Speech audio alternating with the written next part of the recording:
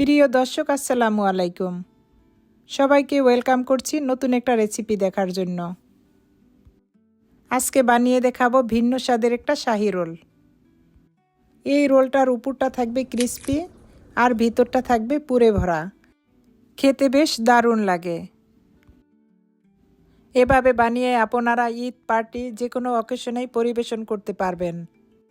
এই শাহি রোলটা দেখতে শুধু দারুণই না, এটা খেতেও বেশ টেস্টি। চলুন তাহলে শাহি রোলটা বানিয়ে দেখাই। এখানে আমি 1.5 কাপ ময়দা নিব। এবার দিয়ে দিব স্বাদমতো লবণ আর 3 চামচ ঘি। এই শাহি রোলটা বানানোর জন্য ঘিটা দেওয়ার চেষ্টা করবেন। ঘিয়ের সাথে ময়দাটাকে খুব ভালো করে ডলে নিব। ময়দা আর ঘি যখন একসাথে খুব ভালো করে মিক্স হয়ে যাবে, তখন এর ভিতরে পানি দিয়ে একটা সুন্দর সফট ডো বানিয়ে নিব। এই ডোটা যতটা পারফেক্ট হবে, রোলের উপরটা ততটাই ক্রিস্পি হবে।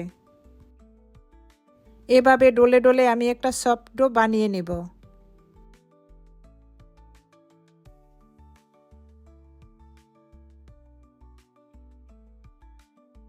এখন এই ডোটাকে আমি 10 মিনিটের জন্য রেস্টে রেখে দিব। এখন আমি একটা চিনির শিরা বানিয়ে নেব। এই জন্য আমার লাগবে 1 কাপ চিনি আর এর সাথে দিয়ে দিব 1/2 কাপ পানি। এখন ফ্লেভারের জন্য দিয়ে দিব 4টা এলাচ। এলাচ 4টার মুখ আমি থেতো করে দিয়েছি। এর থেকে সুন্দর একটা সুগন্ধি বের হয়ে আসবে। এটাকে অনবরত জাল করে একটা সিরাপ বানিয়ে নেব। এটা খুব বেশি পাতলা হবে না, আবার খুব বেশি ঘন হবে না। আমি এই সিরাপের ঘনত্বটা দেখিয়ে দিচ্ছি। সিরাপটা কি পরিমাণ ঘন হবে। এর থেকে বেশি ঘন করার দরকার নেই। এখন আমি চুলার জালটা বন্ধ করে দিব। এখন রোলের ভিতরের পুরটাকে রেডি করে নেব।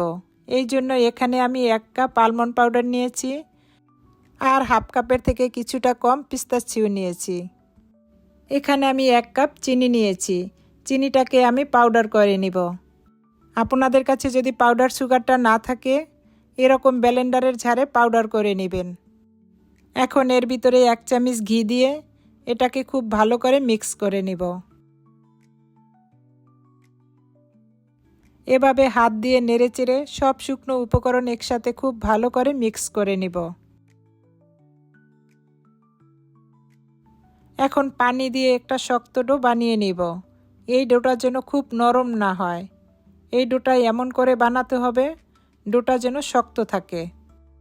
এই জন্য পানিটা দেওয়ার সময় খুব সাবধানে দিতে হবে, যেন পানিটা বেশি পড়ে না যায়, তাহলে ডোটা নরম হয়ে যাবে। আমি একটু দেখিয়ে দিচ্ছি ডোটা কীরকম বানিয়েছি। এখন আমরা রোলগুলো বানিয়ে নিব। এই ডোটাকে আবারও একটু সময় হাত দিয়ে ভালো করে ডলে নিব। এভাবে ডলতে ডলতে ডোটাকে সফট করে নিব। এই ডোটাকে আমি 3টা ভাগে ভাগ করে নিব।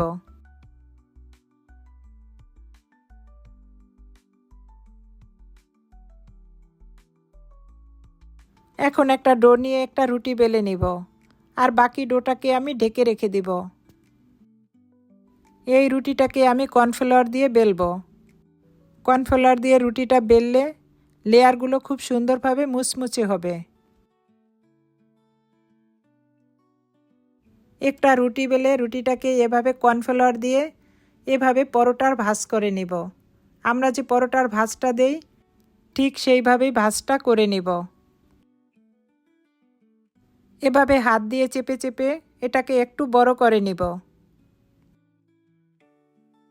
এখন একটা লম্বা করে রুটি বেলে নিব। রুটিটা যতটা সম্ভব পাতলা করে বেলে নিতে হবে।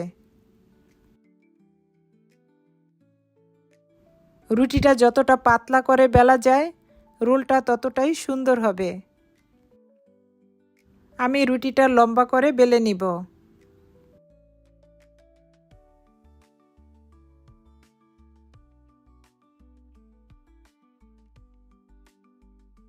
রুটিটা বেশি লম্বা হয়ে যাওয়ার কারণে এক সাইডে ভাঁজ দিয়ে অপর সাইডটাকেও আবার বেলে নিব।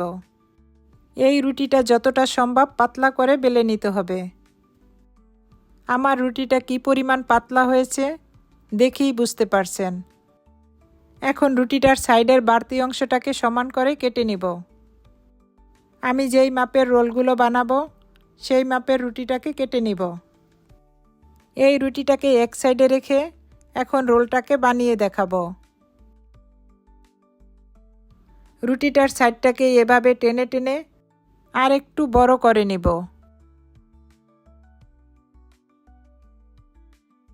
আগে যে আলমন্ডের পুরটা রেডি করে রেখেছি সেই পুরটাকে দিয়ে দিব।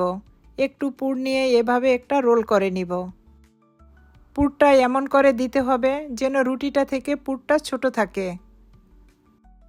এখন সাইডটাকে এভাবে কেটে পুরটাকে আটকিয়ে দিব যেন ভাজার সময় পুরটা খুলে না যেতে পারে। এখন এভাবে হাত দিয়ে এটাকে রোল করে নিব। সাইডটাকে একটু সুন্দর করে কেটে সমান করে দিব। এখানে আমি পানি নিয়েছি। পানি দিয়ে মুখটাকে খুব ভালো করে আটকিয়ে দিব, না হয়তো এটা খুলে যাবে। একই পদ্ধতিতে আমি সব রোলগুলো বানিয়ে নিব। আমি আশা করি আপনাদের কাছে আমার এই রেসিপিটা ভালো লাগবে। যদি ভালো লেগে থাকে বেশি বেশি শেয়ার করে আমার চ্যানেলটাকে সাবস্ক্রাইব করে রাখবেন। আর যারা অলরেডি আমার চ্যানেলটাকে সাবস্ক্রাইব করে রেখেছেন তাদেরকে অসংখ্য ধন্যবাদ। আর বেল বাটনটা অন করে রাখবেন। এরকম নিত্য নতুন রেসিপি দেওয়া মাত্র আপনার কাছে পৌঁছে যাবে।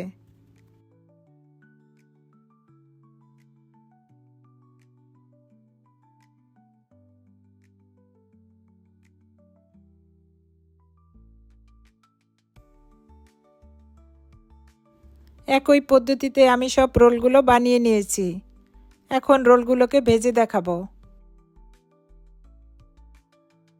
রোলগুলো ভাজার জন্য একটা ফ্রাই প্যানে পর্যাপ্ত তেল নিয়েছি। তেলটা একটু হালকা গরম হয়ে আসলে রোলগুলো দিয়ে দিব।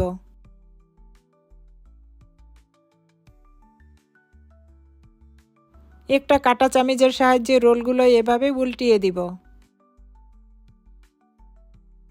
এভাবে উল্টিয়ে পাল্টিয়ে রোলগুলোকে ভেজে নিব। এই পর্যায়ে চুলার জালটা মিডিয়াম টু লোতে থাকবে। ভাজতে ভাজতে উপরে যখন সুন্দর একটা কালার চলে আসবে তখন এই রোলগুলোকে তুলে নেব।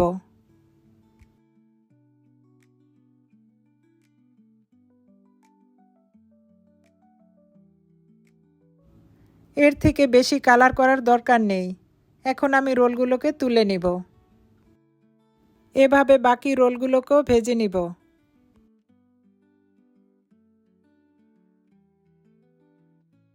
আগে যেই সিরাপটা রেডি করে রেখেছি সেই সিরাপের ভিতরেই রোলগুলোকে ভিজিয়ে নিব। রোলগুলো সিরাপের ভিতরে অনেকক্ষণ ভিজিয়ে রাখার দরকার নেই, শুধু একবার উল্টিয়ে পাল্টিয়ে তুলে নিলেই হবে। এভাবে আমি সব রোলগুলোকে সিরাপে ভিজিয়ে নেব।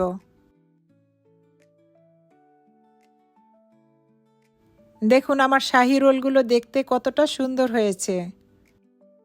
এখন এটাকে আরেকটু টেস্টি আর আকর্ষণীয় করার জন্য উপরে পিস্তাচিও দিয়ে দিব। দেখুন এই শাহী রোলটা দেখতে মাশাআল্লাহ কতটা সুন্দর হয়েছে। এভাবে বানিয়ে আপনারা যে কোনো অকেশনে পরিবেশন করতে পারবেন।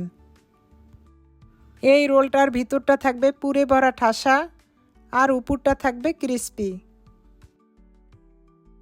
সত্যি বলছি, এই রোলটা কাউকে যদি বানিয়ে খাওয়ানো হয় সে বারবার আপনার প্রশংসা করবে। যদি রেসিপিটা ভালো লেগে থাকে তাহলে একবার হলো এই শাহী রোলটা বাসায় ট্রাই করে দেখবেন।